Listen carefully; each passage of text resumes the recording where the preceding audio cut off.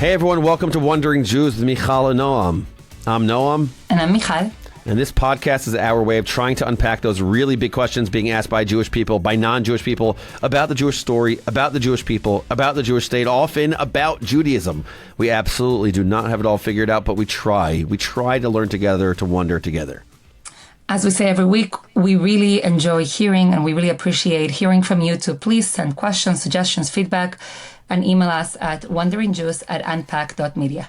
What I want to do with you today, Mijal, is I want to have a conversation about something that is not current events, but is on the current events. What I mean by that is it's like all of us right now, we're in like punditry zone right now. We're in punditry land. What's going on? What's our hot take on what's going on? What are people saying? What do these experts say? These military experts, these geopolitical experts. And there's a lot of that sort of information out there.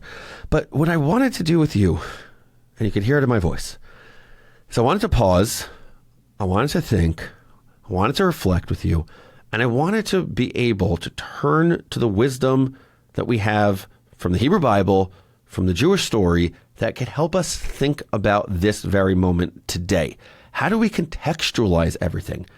Can Jewish wisdom help us think through such chaos, such difficulty, a lack of clarity, uncertainty? I want to have a conversation with you looking into the story of the Torah portion that we're going to be reading this week, looking into the story of Numbers, the fourth book of the Hebrew Bible of Bamidbar, and to have a conversation with you about that, to get your wisdom and for us to have a conversation on that.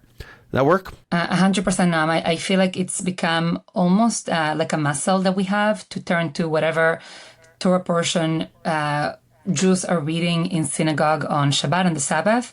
And I have found just a surprising amount of timeliness. How do I say? It's not just timeless, it's timely. Like there's things here that like jump out and are really speaking to our moment. So as you mentioned, we are now reading the book of Numbers. And it's an amazing book that really brings up so many questions. Yeah, I love it. I love it. I want to just start, before we get into the specific portion of this week, which seems incredibly, as we're recording this week, the parsha is called Shalach, which is to send forth, and it's the story of the spies. And I want to ask you about that story. But before I do that, what I keep on thinking about in the story of Numbers in general is this idea from the Netziv. The Netziv, that's his acronym. His name is Naftali Tzvi Yehuda from Berlin, and he wrote, he was the head of a yeshiva in Volozhin, the head of a Jewish academy, and he lived from 1816 to 1893. He spoke about this idea that the story of Numbers, the story of Bamidbar, is totally different than the previous parts of the Torah. He talks about how Bamidbar is this transition story. It's a transition story, a transition from what he describes as overt miracles to something that's more mundane, to something that's more natural. He even describes, I'll say it in English, he says, while living in the wilderness, they experienced God's glorious manner, marched to the right of Moses, meaning totally transcending nature, whereas in the land of Israel, their affairs accorded with nature, concealing the providence of God's kingdom, may he be blessed. And it's such an interesting point. What does that mean? Just break it down for us. So what he's saying is that the Jewish people left a world in which they had 10 plagues, which seemed to be quite miraculous. They split the sea. God split the sea in the story of the Bible. That seems to be quite miraculous. They were fed with certain things like manna, mun in Hebrew, which was miraculous food. They were covered by this cloud of glory, which comes across as miraculous. There's miracle, miracle, miracle. And then Netziv says that the transition of the Jewish people from a people that was experiencing miracles to a people that had to operate in real time in a naturalistic sort of way, as opposed to living with open miracle guidance, is the story of Bamidbar. It's almost like in the last couple of books, the Jews had left Egypt. They had gotten the Torah at Sinai. They had built the tabernacle, and now they are walking on this journey towards the Promised Land, which at first they think is going to be a short journey. It becomes longer. And you are saying that this entire narrative of being in the wilderness, of being in the desert, of moving forward, that a lot of it is also about an existential transformation from a nation that lives under open miracles to a nation that has to fight its own battles and make its own effort in order to become the nation it's supposed to be. That's exactly right. And it reminds me of everything that Joe Schwartz said to us on the previous episode when we were talking about the divine nature. Like, it seems like, you go from what happened with Hamas to Hezbollah to the Houthis to now the crazy stories about the beepers and then taking out the nuclear reactors in Iran. We were talking about the divine hand in that. And what Joe was saying to us is actually, put aside the divine hand for a second, it's actually also the human beings, the Jewish people, taking matters into their own hands. And the story, when I think of the story of Zionism, I think 3,300 years ago to the story of Numbers. Meaning, if you want to actually cultivate the Jewish land, cultivate the land of Israel, and you're expecting everything to be so easy, so overt, so miraculous, that's not what is going to happen, because that's what they were used to. The Jewish people were used to these incredible miracles in the story of the Hebrew Bible. And now all of a sudden, if you're going to cultivate the land of Israel, it's actually going to be dependent on you making sure that that you're making it happen. Right. So that's a story that's in my mind very much right. It's interesting. So really the book of Numbers is this transition point to a nation that has to really work hard. It reminds me, Noam, of my favorite, I think, commentary on the book of Numbers. It's not only on the book of Numbers, it's the book of Numbers and Exodus. It's a book written by Michael Walzer called Exodus and Revolution. We can put the title in the show notes. It's a brilliant book. And part of what it does, it's almost the other side of the coin to what you're saying. Because what you describe right now is almost, I heard you say it from a theological perspective, like God stops doing overt miracles and the people have to adjust. And Walzer applies this to politics. He basically argues that if you study, and he's a philosopher, that if you study the book of Exodus and the book of Numbers, you are given a sense of a certain political philosophy that ends up shaping the West. And I don't have the book right in front of me, but he has this amazing line in which he says that the politics of the Exodus is a non-messianic kind of like non-revolutionary politics in which you understand there is always an Egypt. There is always a bad place. There's always oppression, evil that you're escaping from or fighting against, in which you believe there is always a promised land, a better place, a better future, and in which you understand that you're in the wilderness and that it's going to take a really long time and really hard, and you're going to have to march through it together.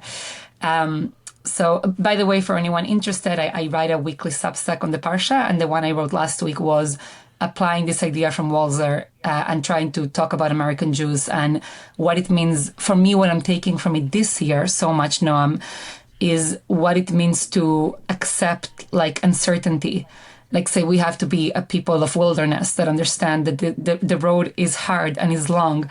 And maybe we thought we had achieved certain things, whether in America or in Israel, but we haven't. And that's a function of the journey. That's what it takes, and it's really hard, but that's the work that we have to do. Yeah, that's so.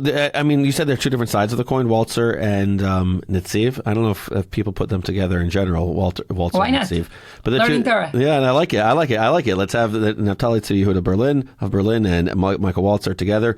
It'd be awesome to have them on the pod together. I don't know, that's not possible. But anyway, Mijal, you have some ideas also that it's going to be, we're going to be reading the Torah portion of Shalach very soon.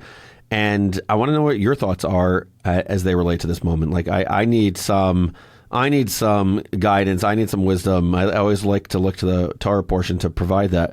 So what do you got for me?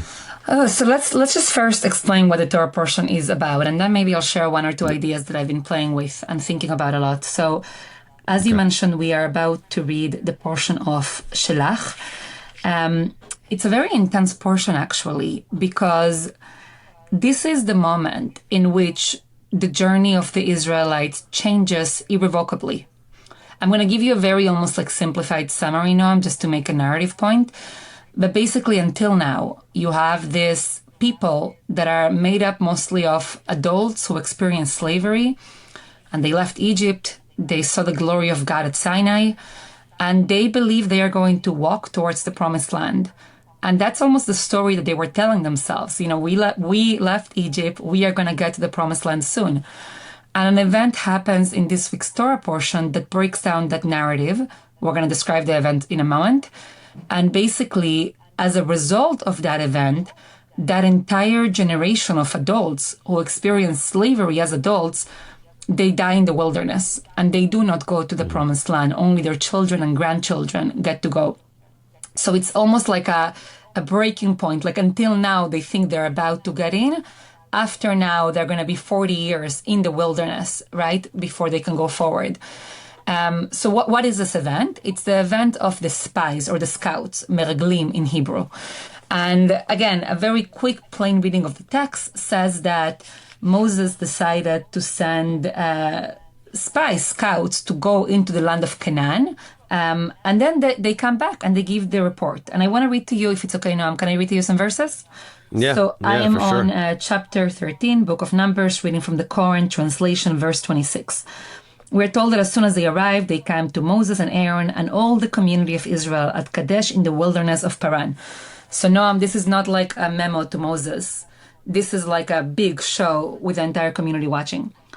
And they brought the report to them and to all the community and showed them the fruit of the land.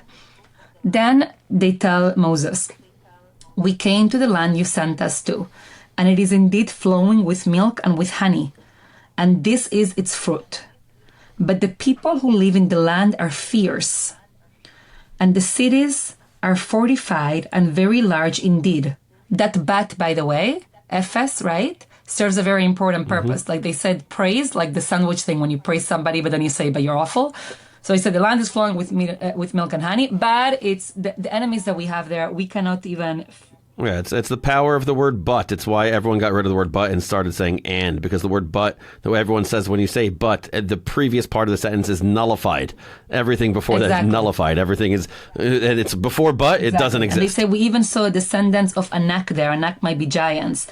And they mentioned in the Negev region you have Amalek, who are enemies, Hittites, Jebusites, and Amorites, and Canaanites. And they're basically saying like it's terrible. One of the spies, Caleb, tries to silence them and he says, no, we can go, don't worry, we can do it. But then the rest of the spies, or at least 10 of the men, Joshua, was part of the mission and he does not contradict. He's part of the Caleb kind of group that wants to go to Israel.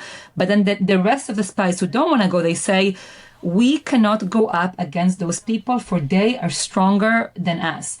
And then they go down even more, Noam. They start actually speaking much worse. They say, the land which we have journeyed through and scouted is a land that consumes its inhabitants. So they start off by saying, we can't conquer it, it's too hard. And then they say, and the land is really bad.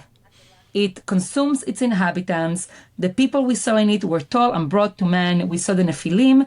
And listen to this phrase, Noam. They also say, we looked to our own eyes like grasshoppers, and so we were in theirs. They're saying, we're like tiny little grasshoppers in their eyes. And what happens is that the community as a whole listens to this report. They do not listen to Caleb and to Joshua, who joins Caleb. And they start crying. And we are told they cry, they rail, and they say, if only we had died in Egypt, if only we had died in the wilderness, why is God bringing us far to this land only to fall by the sword, etc.? Would it not be better for us to go back to Egypt? And they literally want to rebel against Moses, appoint a different leader, and go back to Egypt. This is the, I have a 1,000 thoughts on this. I just want to know, do you have disdain or empathy for the scouts and spies? Or what do you got? I'll say it like this, Noam. I think that the book of Numbers, in general, tries to seduce us to have contempt for the protagonist that we are reading about. And to make us think like, oh, we would never do that, And you're like, you think either... What's wrong with you? What's wrong? Yes, what's wrong with you? What's wrong with you? Or like, you're so stupid. Or there's commentators that say they were just trying to preserve their own power. They were leaders in the wilderness. They wouldn't be able to be leaders in the land of Israel. So I think that's a very obvious reaction that we might have. And I actually believe the Torah is asking us, instead of saying they are great or they are awful, first of all, to understand. What is a thick reading to understand why this happened? And the main reason that we need to do this, Noam, is because this is not like fiction. That the way that I learned the Torah is that it's supposed to give us wisdom for ourselves. And if we just sit, if I just sit and criticize what they did, I will learn nothing about whatever human follies we still experience today. So I think we need to do like a thick and generous reading to understand why this happened. And before we talk about why it happened, just to remind our audience, after this happens, God wants to destroy everybody. After Moses begs, God says, I won't destroy you, but the adults will die in the wilderness. And according to our sages, this night becomes the precedent for all future calamities. For the first temple being destroyed, the second temple being destroyed, and like it almost becomes like the genesis of exile and destruction. So it's like a pretty heavy episode that we have here. Yep. How do you understand the Scouts, by the way? Contempt or? Okay, so what's on my mind is that the story of Zionism is the ultimate remedy for this story, because this is a story in which these scouts, the spies, would go to the land of Israel. They felt like they couldn't accomplish what they were told to accomplish. It looked very difficult for them for all the reasons that you mentioned. And then they say, you know what, we can't do it. We can't do it.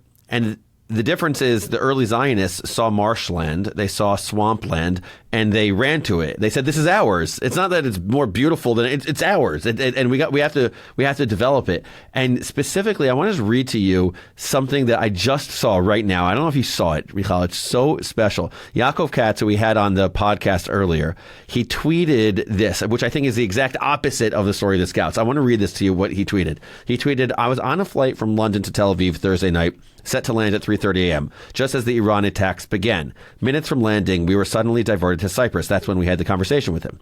"For 2 days, I was stranded in Paphos, but everywhere I went, from the streets to the hotel to the Chabad house that opened its doors, within hours, I met Israelis who had one goal: get back home, not to safety, to Israel. This afternoon, I finally did, on a tugboat. It's insane. 9 of us squeezed onto a vessel captained by Eli, a veteran Israeli sailor who didn't ask questions, just took the wheel. Among us, a brother and sister who are farmers and grow flowers in the Arava. They'd been in Holland on a sales trip. The brother insisted on returning to report for reserves. Another was a CEO from Carmiel. His company has 100 employees and global orders. He's now fighting to fulfill despite a country under fire. There was a woman, an energy worker, who left the Ivory Coast to come home, a high-tech investor who wanted to be back with his children and grandkids holed up at his house, and 2 young men fresh out of the army who cut short their trip in the Philippines, coming under physical attacks in Greece and elsewhere because they spoke Hebrew. And then there was the guy who organized the boat, a former Navy officer who runs a company that develops safety technology for ships.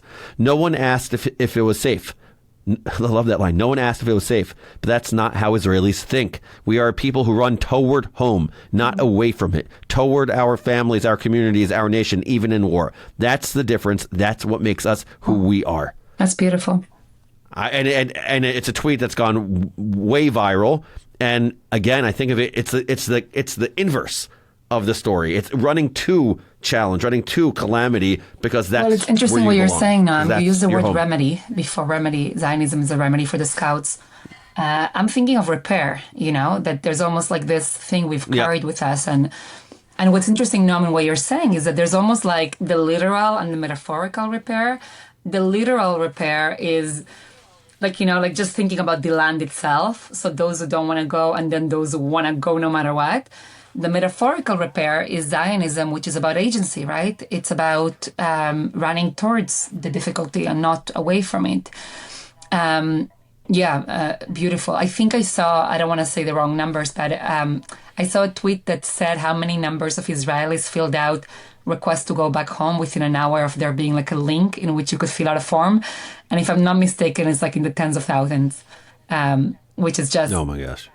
Yeah, but it makes sense based on this. Like when you feel like when you feel that magnetic pull of bayit, of home, you go to it. You go to it. But at the same time, Noam, I think that, again, going back to your question around contempt, I still think that even as we might, like as a traditional reader of the Bible, when I read about the spies and the scouts, I read them from the point of view of the narrator of the Bible. What I mean to say is, like, I think what they did was wrong, right?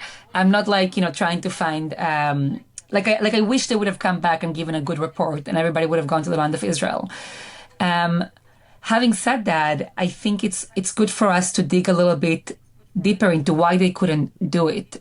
Because I think what you're saying about this repair is something that I, like you, admire, but I am not sure we always have. So I think we need to almost like work on our muscles to be able to develop it. But there is a commentary that I used to actually scoff at and that I've learned to really appreciate. I think I was like in 10th grade or 11th grade when we were learning the Book of Numbers. And I remember my teacher, I can actually picture her. I'm not going to say who it was, but I remember her standing in front of the classroom and teaching us. And then she said, oh, but there is this commentary that basically says, I'm going to say it the way that I learned it from her, that says the scouts, the spies were so holy. They were so righteous. They were so invested in learning. Well, learning, Torah. meaning studying They Torah? were in the wilderness when they had nothing else to do. They wanted to learn all day long. That they did not want to go to the land of Israel because they realized they would have to begin working, right? And they couldn't go back to like this idealized, learning all day long kind of situation. So the reason I was frustrated when I learned this was twofold. Number one, it's like, it felt to me like an anti-army poor, like sit down and learn all day kind of like argument, but that's for a different... Meaning it's part of the ultra-Orthodox contempt for going to the army for those who don't go to the army in the Haredi world. The main reason that I was annoyed at this is that I felt as a 10th or 11th grader, I felt that my teacher was trying to sanitize the text. She was trying to take what these scouts did, which was really ugly, and she was trying to say okay, based on this commentary, they were just secretly really righteous. Like they just. Right. It's kind of like when someone's in a job interview and you're like, "What's your weakness?" I work too hard. Right. So like the whole, and you're like, "Okie dokie," and then they're basically they were so religious they couldn't stop learning Torah, and that's why they didn't want to go to the land. And then now everyone's like, you understand everyone now, and I get what you're saying. I will just say that I really feel much more drawn to this commentary lately. Because I think it expresses, and this might be a little bit disjointed now, I'm working it out. I think it expresses something very human. I think, and it goes back to the way that we started with the Netziv, like the idea that you shared about miracles versus working hard. Like, I think there is something very, very human in wanting to stay in a place where you just get to talk about ideas and you just get to imagine and you just get to talk, right? As opposed, so in my mind, Noam, this year, when I was reading this year, this is what came to me. Okay, I was thinking, wow, this reminds me of the distinction of, I think Ross Dowda is the one who like in some of his books, he wrote this, but when we can talk about what it means to live life through virtual reality versus to like live life for real.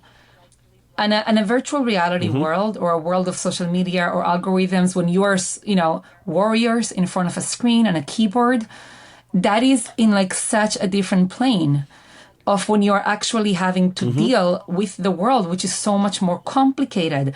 And the reason that I love this, Noam, is because I think we need to hear this, right?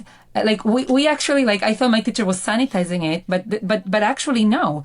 This is such an important message, I think, to many of us, especially thinking about what it means to live in America, about the seduction of virtual reality. It reminds me of this quote from Theodore Roosevelt, who says, "It's not the critic who counts, not the man who points out how the strong man stumbles or where the doer of deeds could have done them better. The credit belongs to the man who's actually in the arena, whose face is marred by dust and sweat and blood, who strives valiantly, who errs, who comes up short again and again, because there is no effort without error and shortcoming, but who does actually strive to do the deeds, who knows great enthusiasms, the great devotions, who spends himself in a worthy cause, who at the best knows in the end the triumph of high achievement, and who at the worst, if he fails, at least fails while daring greatly, so that his place shall never be with those cold and timid souls who neither know victory nor defeat." Yes, that's what this reminds me of. And I know for me, we had a different episode once, Noam, as to whether we should be moving to Israel or not.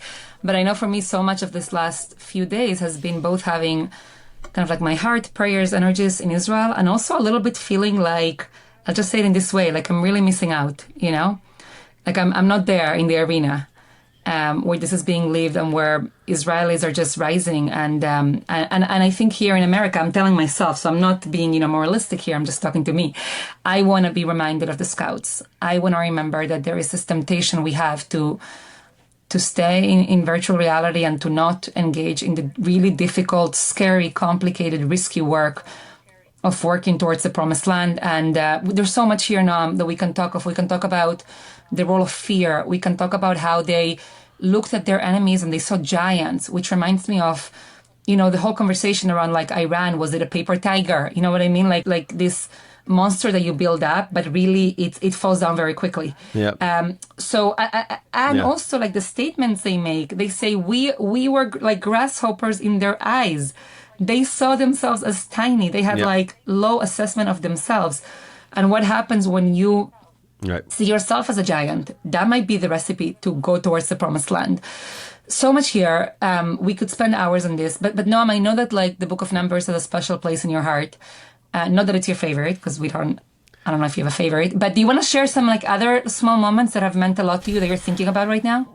I think this is a major one. I think it's a major one, but it just to kind of top this off, I'm thinking a lot about this idea from it's a few chapters later, which comes up when the Jewish people are going to settle the land of Israel, and they actually start making their way there, and 2.5 tribes, Reuven, Gad, and the half of Menashe, the two and a half tribes, they basically make the decision to stay on the other bank for different reasons. Could be economic reasons, could be because they wanted to help fortify the Jewish people entering the land of Israel. I don't know exactly the reason, but there's a line there, and I might say it wrong in Hebrew. Correct me if I'm wrong. I think it's Ha'achechem yalchu lamilchama va'atem teshvu po. Will your brothers go out to war, and you're going to just be here? You're going to settle here? And it's on my mind. It's on my mind because, like you said, like we don't want to moralize to people who are not living in Israel. You and I don't live in Israel. We have family that lives in Israel, but I am a proud American, and it's a big part of my identity that I am American.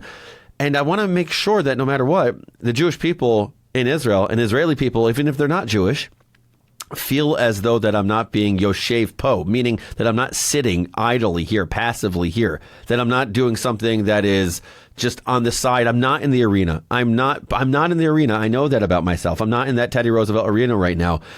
But I want to make sure that it's felt that we care, that we really, really care. And I think that the Jewish people, wherever they are, and you don't have to be Jewish, by the way, to be an ach, to be a brother. We just heard Benjamin Netanyahu, who's not someone that you and I talk about very often or necessarily agree with so often. Maybe we do, maybe we don't. I don't know. He referred to the Arab community in Israel as achim, and I think that's as a our repair, brothers. by the way, that we have to keep working towards. Yes, it's the cousins. That's what some of my friends and I, we call them our cousins. We call them our cousins. They're cousins. They're brothers. And so we have to make sure that people feel that there's not going to be passivity. There's not going to be us sitting idly on the side and just letting the stories of Yaakov Katz and these 9 people go to Israel. It's an insane story. It's amazing, and it is either a repair or it's a what word did I use? You said repair, right? Remedy. Right?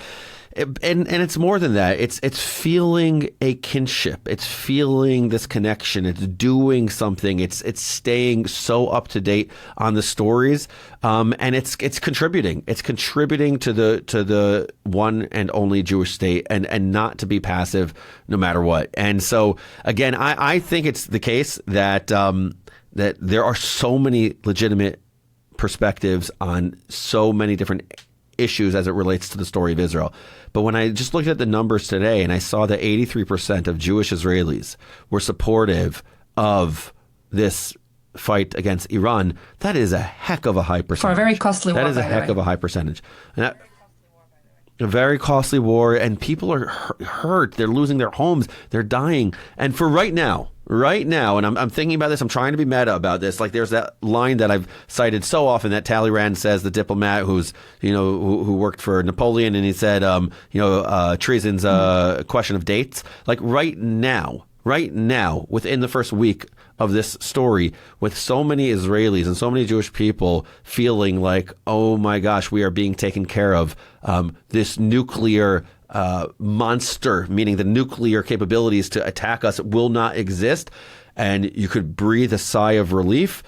That's a moment that all of us should be saying, if we can, we are there with you. We feel this with you. We are happy for you, and we are there for you. And so that line, that will your brothers go to war and you're going to sit idly here? That's also beautiful. Now, before we close out, I just want want to say one PSA as a New Yorker. And this is not an endorsement, but I just want to encourage any of our listeners who live in New York City to go and vote, because we spoke this episode about not being passive, about being in the arena, about shaping history. There is a pretty significant race going on that will determine who's the Democratic candidate for New York City mayor.